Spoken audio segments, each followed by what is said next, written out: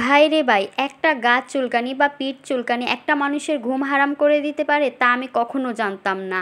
আর এই চুলকানিটা আমার ঘুম হারাম করে দিয়েছে। অবশ্যই জানতে হলে ফুল ভিডিওটা দেখতে হবে। হ্যালো গাইস, আসসালামু আলাইকুম। সবাই কেমন আছেন? আশা করছি সবাই ভালো আছেন। আর এই তো এখন বাজে রাত 1:30টারও ওপরে। এখন আমি ভাবলাম যে আপনাদের সাথে আমি একটা ব্লগ শেয়ার করি। মানে কয়েকদিন আগে ঘটে গেল আমার সাথে একটা কাহিনী। তো আমি ভাবলাম যে যেহেতু ফানি কাহিনীটা, তাহলে আমি আপনাদের সাথে অবশ্যই শেয়ার করতে পারি। আর আপনাদের সাথে যেহেতু আমি ছোটোখাটো সব বিষয় শেয়ার করি, আর এটাও শেয়ার করার দরকার আমি মনে করি। তো এখানে শেয়ার করার আগে আমি ভাবলাম যে কিছু একটা কেটে বেডে নিয়ে যাই, বসে বসে আপনাদের খাবো আর আপনাদের সাথে শেয়ার করব।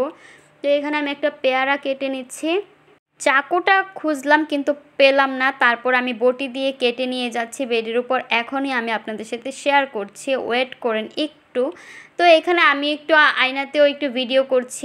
আর সত্যি বলতে এই সেই চুলকানিটা, মানে পিঠ চুলকানি বা গা চুলকানি যেটাই বলেন, এটা আমার রাতের ঘুম একদম হারাম করে দিয়েছে। আমি তো একদমই ঘুমাতে পারিনি। আর আমার হাজব্যান্ডকেও আমি একদম আতঙ্কে ফেলে দিয়েছি, আমি এত জোরে চিল্লাচিল্লি করেছি।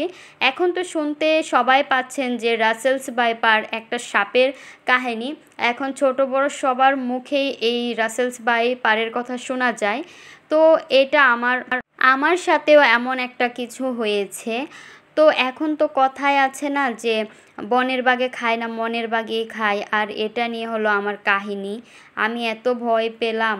তো এখানে কাহিনীটা হচ্ছে, আমি একদিন রাতে প্রায় 15-20 দিন আগে ঘুমাচ্ছিলাম।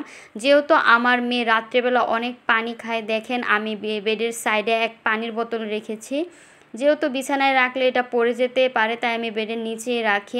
আর আমার মেয়ে পানি খাবে বলে কান্নাকাটি করছিল। আমি যখন বোতলটা আনার জন্য মানে হাত দিই, তখন এই মানে পিঠ চুলকানিটা একদম পড়েছিল আমার পাপোশের উপর। আর এটা আমি যখন ঘুম থেকে উঠে মানে মধ্যরাত্রে দেখতে পাই, আমি অনেক ভয় পেয়ে যাই। ভাবলাম যে রাসেলস ভাইপার না আমার ঘরে এসে পড়েছে। আমি অনেক চিল্লাচিল্লি করি। পরে আমার হাজব্যান্ড ঘুম থেকে উঠে বলে যে কি হয়েছে। পরে আমি যখন মানে বুঝলাম যে এটা পিঠ চুলকানি, তখন তার সাথে আমি বিষয়টা শেয়ার করিনি, কারণ সে আমাকে পচাবে জানি। কিছু না বলে চুপচাপ ঘুমিয়ে পড়লাম।